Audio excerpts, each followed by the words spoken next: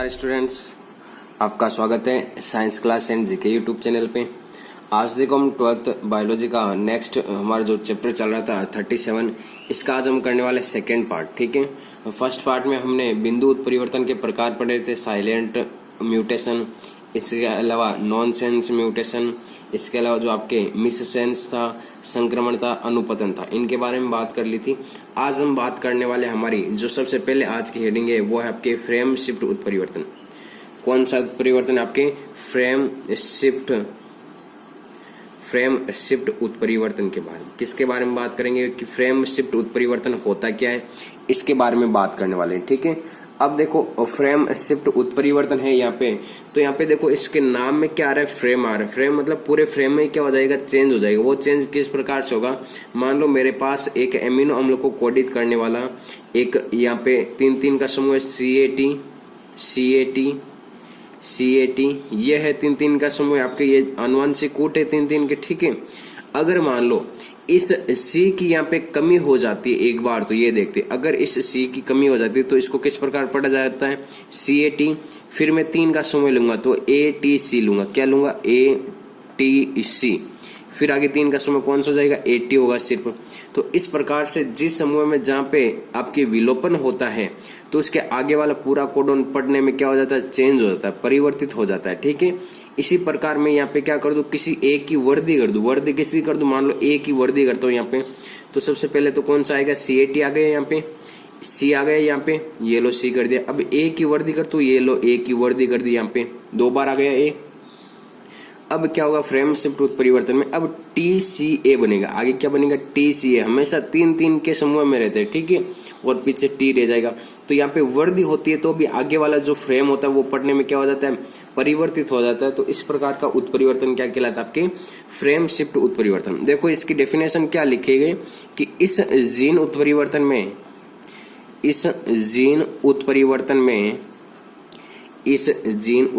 में एक न्यूक्लियोटाइड, किसमें, एक न्यूक्लियोटाइड की हानि।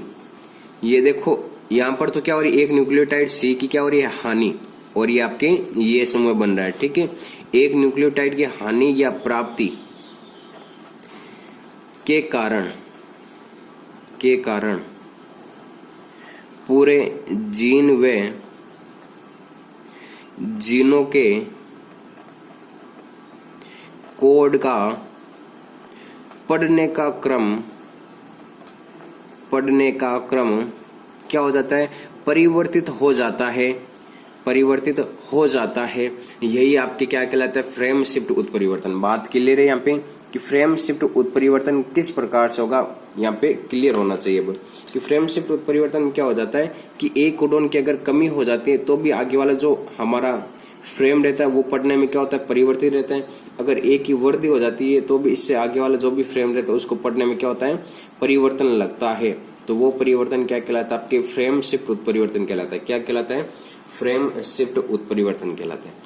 अब देखो उत्परिवर्तन को 2 प्रकार से प्रेरित कर सकते हैं। कितने प्रकार से? 2 प्रकार से। उत्परिवर्तन को 2 प्रकार से प्रेरित कर सकते हैं। किस प्रकार? एक तो इसमें हम भौतिक किरणों का या भौतिक कारकों का प्रयोग कर सकते हैं। कौन से कारकों का? भौतिक कारक, जैसे कि एक्स किरण, गामा किरण के द्वारा इस उत्परिवर्तन को प्रेरित कर सकते हैं। एक रसायनों के द्वारा, किसके द्वारा? रसायनों के द्वारा, जिसे कहते हैं रासायनिक उत्परिवर्तन। क्या कहते हैं? रासायनिक कारक कह सकते हैं। ठीक है, अगर भौतिक कारक का प्रयोग किया जाता है जिसमें मान लो अल्फा किरण या फिर ये होगी अल्फा किरण या गामा किरण, कोई भी किरण का प्रयोग करके, भौतिक कारकों का प्रयोग करके उत्परिवर्तन को प्रेरित किया जाता है, वो कौन सा? भौतिक। और रासायनिक में क्या होगा? कीटनाशकों का प्रयोग किया जाता है। किसका प्रयोग किया जाता है? अगर मान लो किसी फसल का प्रयोग करते हैं तो आपके क्या किया जाएगा, वहां पे कीटनाशक का प्रयोग किया जाएगा।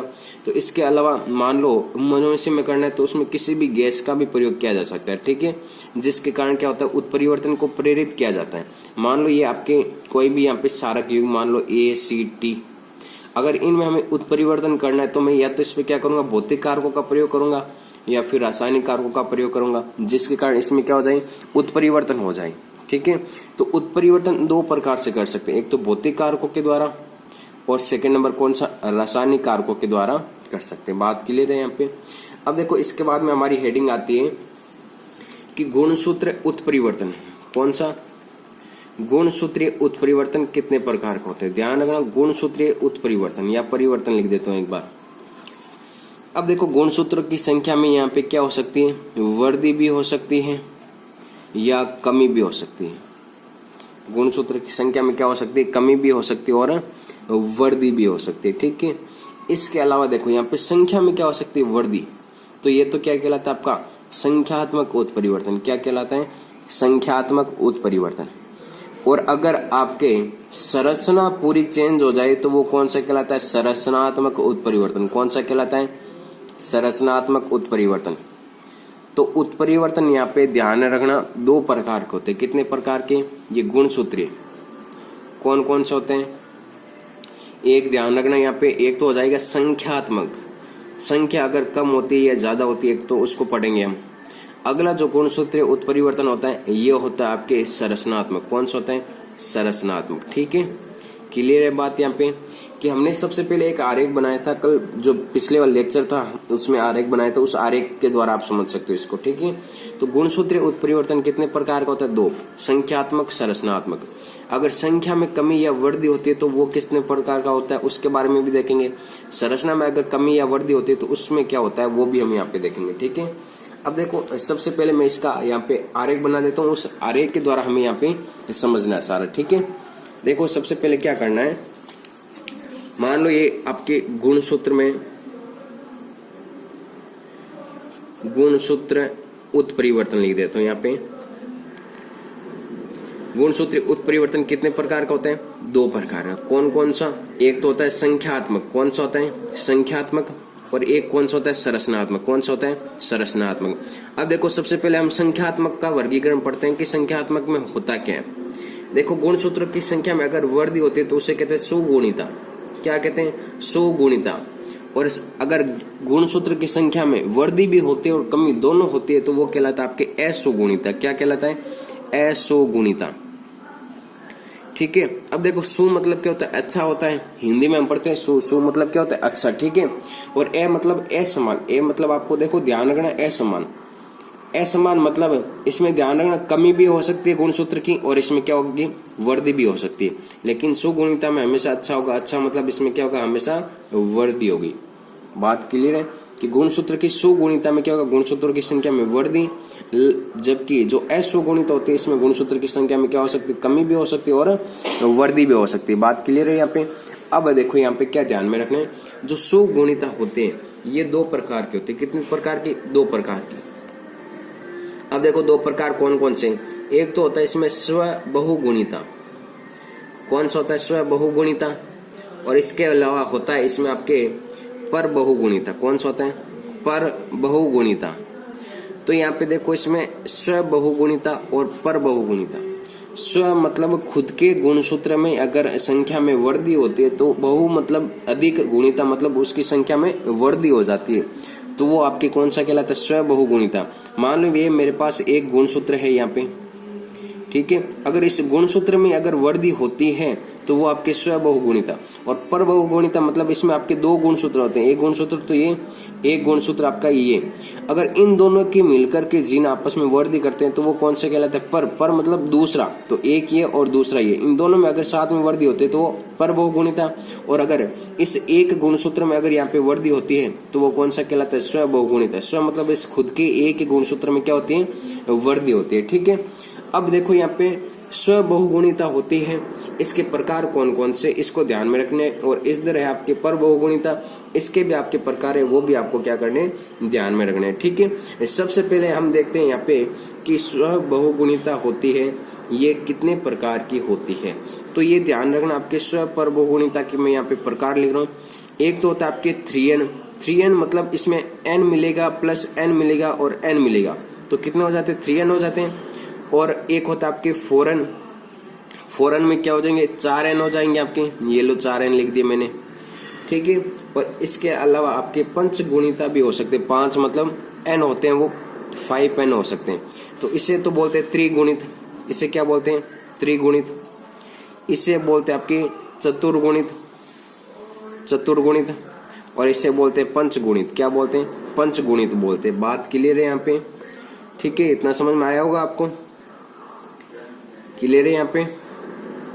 देखो बस ध्यान क्या रखना है, स्वयं मतलब गुणसूत्र की खुद की संख्या में क्या हो सकती है? वर्दी हो सकती है। पर बहुगुणिता में दो गुणसूत्र होंगे, एक गुणसूत्र तो ये, एक गुणसूत्र तो ये। इन दोनों के गुणसूत्रों में क्या होंगे? एक इसका n आएगा, एक इसका n आएगा। तो ये तो फर्स्ट वाले गुणसूत्र का n है, ये सेकंड वाले गुणसूत्र का n है। तो मैं इसको क्या लिखूंगा? n1 प्लस n2 लिखूंगा। बात क्लियर है यहाँ पे? तो ये n किसका? फर्स्ट वाले गुणसूत्र का, जबकि n2 किसका? आपके सेकंड वाले गुणसूत्र का। बात क्लियर है यहाँ पे? समझ में आया होगा आपको? अब देखो यहाँ पे नेक्स्ट हमें क्या ध्यान में रखना है, ये तो हो गए आपके स्व बहुगुणिता कि त्रिगुणित होता है, चतुर्गुणित होता है, पंचगुणित होता है। सुगुणिता मतलब गुणसूत्र की संख्या में हमेशा क्या होती है? वर्दी, वो स्व गुणिता कहलाता है। स्व बहुगुणिता गुणसूत्र की संख्या में आपकी क्या होती है? वर्दी होती है। ठीक है, ये ध्यान में रखना।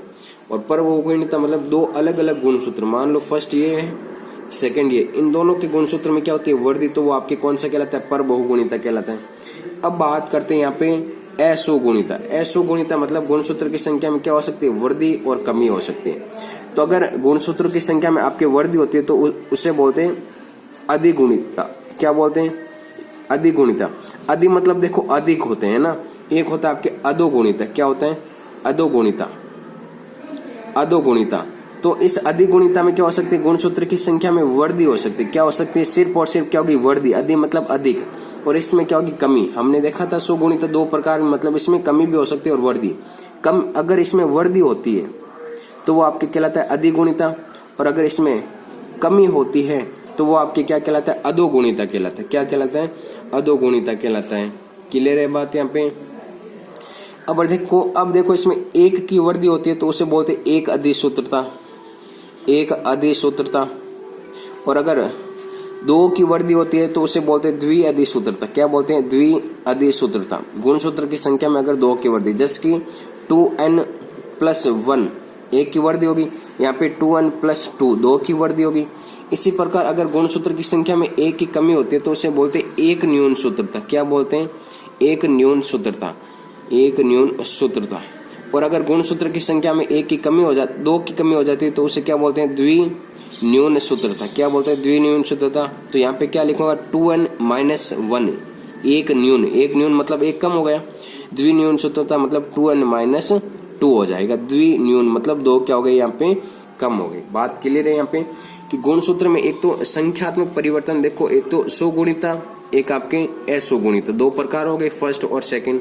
सु में क्या होगी? हमेशा वर्दी होगी, जबकि असुगुणिता में क्या हो सकता है? मतलब असमान, याद रखने के लिए। तो इसमें कमी भी हो सकती है गुणसूत्र की संख्या में और वर्दी भी हो सकती है। अगर वर्दी होती है तो उसे क्या बोलते हैं? अधोगुणिता, अधिगुणिता। और अगर कमी होती है तो उसे क्या बोलते हैं? अधोगुणिता। एक की कमी होती है तो एक न्यून सूत्रता, दो की कमी होती है तो द्विन्यून सूत्रता, और एक की वर्दी होती है तो एकाधिसूत्रता, और दो की वर्दी होती है तो द्विअधिसूत्रता बोलते हैं। बात क्लियर है? यहाँ पे समझ में आया होगा? ये तो हो गया आपकी संख्यात्मक परिवर्तन। किसका हो गया? संख्यात्मक परिवर्तन का हो गया। ठीक है, अब देखो एक की वर्दी हो रही है यहाँ पे, तो एक हमने पढ़ा था डाउन सिंड्रोम। कौन सा पढ़ा था? Down syndrome. याद होगा आपको डाउन सिंड्रोम के बारे में, मैंने इसकी ट्रिक बताई थी आपको। डाउन से याद रखना आपको। देखो इसकी आकृति किस प्रकार दिखाई दे रही? 21वें गुणसूत्र में क्या हो जाती है? एक की वर्दी। तो यहाँ पर भी क्या हो रही है? एक की वर्दी। तो डाउन सिंड्रोम किसका उदाहरण? आपके एकाधिसूत्रता का उदाहरण है। याद रखना, नोट लगा लेना इसको यहाँ पे कि डाउन सिंड्रोम है वो एकाधिसूत्रता का उदाहरण। किस प्रकार कि डाउन सिंड्रोम में क्या होता है? 21वें गुणसूत्र में एक की क्या हो जाती है? वर्दी हो जाती है। तो यहाँ पर भी एक की वर्दी हो रही है, तो ये किसका उदाहरण? आपके एकाधिसूत्रता का उदाहरण कौन सा हो जाएगा? डाउन सिंड्रोम हो जाएगा। बात क्लियर है यहाँ पे? एकाधिसूत्रता का उदाहरण कौन सा हो जाएगा? डाउन सिंड्रोम हो जाएगा। ठीक है, अब देखो ये तो हो गया आपके संख्यात्मक उत्परिवर्तन के बारे में। अब हमें पढ़ना है संरचनात्मक उत्परिवर्तन कि संरचनात्मक उत्परिवर्तन किस प्रकार से होता है, इसको ध्यान में रखना है यहाँ पे।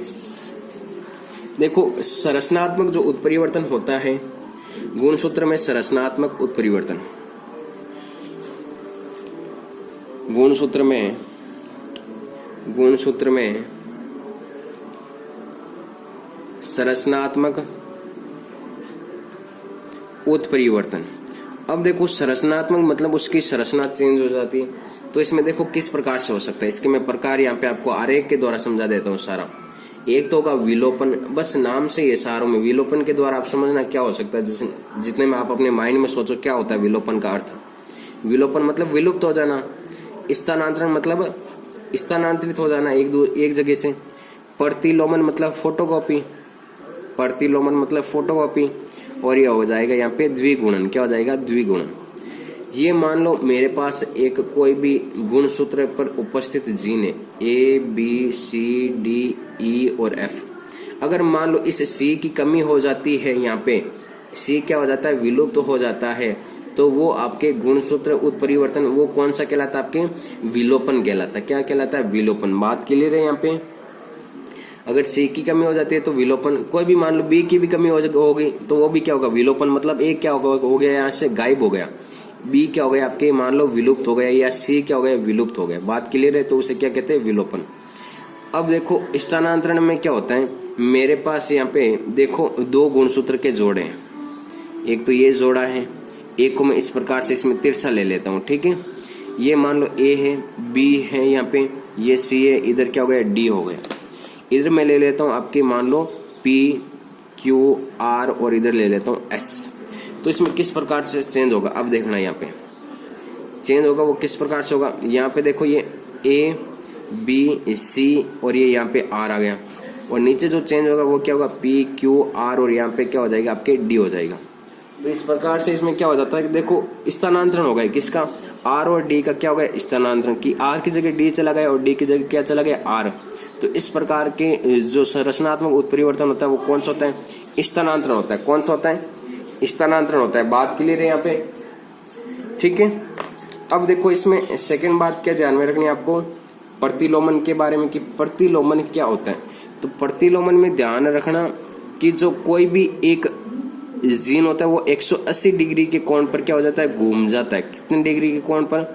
180 डिग्री के कोण पर घूम जाता है। जैसे कि मेरे पास यहाँ पे मान लो A है, B है, C है, D है, E है और F है, ठीक है।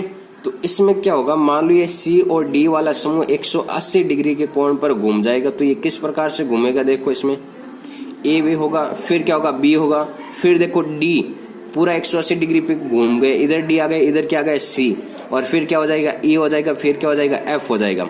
तो 180 डिग्री पे घूम गया ये। तो इस प्रकार का जो संरचनात्मक उत्परिवर्तन होता है वो कौन सा होता है? प्रतिलोमन उत्परिवर्तन होता है। बात क्लियर है यहाँ पे? एकदम अच्छे से समझ में आ रहा है ना आपको? कमेंट में बता देना कोई आपका डाउट हो तो, ठीक है। कोई भी डाउट हो, कोई भी टॉपिक वापस समझाना हो तो इसमें से। अब देखो नेक्स्ट है हमारा द्विगुणन। द्विगुणन मतलब ये जैसे कि हमारे पास कोई जीन है A B C D E और F। इसमें मान लो हमारे पास B की क्या हो जाता है? द्विगुणन मतलब इसकी संख्या 2 हो जाती है। किस प्रकार से 2 होगी? देखो एक हमारे पास A बन गया, वापिस B बन गया, वापिस B बन गया, C बन गया, D बन गया, E बन गया, F बन गया। तो यहाँ पे B गुणसूत्र कितनी बार आ रहा है? 2 बार आ रहा है। तो इस प्रकार के उत्परिवर्तन को क्या कहते हैं? आपके द्विगुणन कहते हैं। क्या कहते हैं? द्विगुणन। बस ये आपके होता है संख्या, जो संरचनात्मक उत्परिवर्तन होता है वो कंप्लीट। ध्यान क्या रखना है, संरचना में देखो संरचना चेंज हो रही है। विलोपन में मतलब विलुप्त मतलब गायब हो जाता है। स्थानांतरण मतलब इन दोनों का स्थानांतरण हो जाता है। प्रतिलोमन मतलब 180 डिग्री के कोण पर घूम जाता है। और द्विगुणन मतलब किसी भी संख्या आपके कोई भी वर्ड 2 बार आ जाता है, कोई भी जीन क्या होता है 2 बार आ जाता है, वो कौन सा कहलाता है? द्विगुणन कहलाता है। और एक हमने देखा था अभी संख्यात्मक उत्परिवर्तन के बारे में। संख्यात्मक में क्या ध्यान में रखना है कि अगर गुणसूत्र की संख्या में सिर्फ वृद्धि होती तो उसे बोलते सु मतलब अच्छा होगा, हमेशा वृद्धि होगी। और एक गुणसूत्र की संख्या में असमान मतलब असुगुणिता मतलब इसमें गुणसूत्र की संख्या में क्या हो सकती है? वृद्धि भी हो सकती है और कमी भी हो सकती है, ठीक है। अगर इसमें वृद्धि होती है तो उसे बोलते अधिगुणिता। क्या बोलते हैं? अधिगुणिता। बात क्लियर है? अगर इसमें कमी होती है तो उसे क्या बोलते हैं? अधोगुणिता बोलते हैं। बात क्लियर है? यहाँ पे एक हमने पढ़ा था यहाँ पे फ्रेम शिफ्ट उत्परिवर्तन के बारे में। कौन सा पढ़ा था? फ्रेम शिफ्ट उत्परिवर्तन के बारे में। देखो फ्रेम शिफ्ट उत्परिवर्तन में मैंने क्या बताया था, ये मान लो मेरे पास कोई भी जीन है C A T, 3 के समूह में रहते आनुवांशिक कोडन, हमने पढ़े थे 11th क्लास में। और यहाँ पे कर लेता हूं मैं AUG GUG। मान लो इसमें से किसी एक की कमी हो जाती है, ये लो तो CAT। यहाँ पे अगला कौन सा 3 का समूह बनेगा, 2 का थोड़ी बनेगा, तो UGG बनेगा। अगला कौन सा बनेगा? UG। तो यहाँ पे पूरा क्रम ही पढ़ने का क्रम क्या हो जाता है? चेंज हो जाता है। पहले का क्रम ये था पढ़ने का, जबकि ये कम हो गया तो क्या हो गया, ये क्रम चेंज हो गया पढ़ने का। तो वो उत्परिवर्तन कौन सा कहलाता है, आपकी फ्रेम शिफ्ट उत्परिवर्तन कहलाता है। अब कोई यहाँ पे डाउट हो तो आप कमेंट बॉक्स में लिख सकते हो और पूछ सकते हैं आसानी से, ठीक है। नेक्स्ट क्लास में उसका सॉल्यूशन बता दिया जाएगा आपको।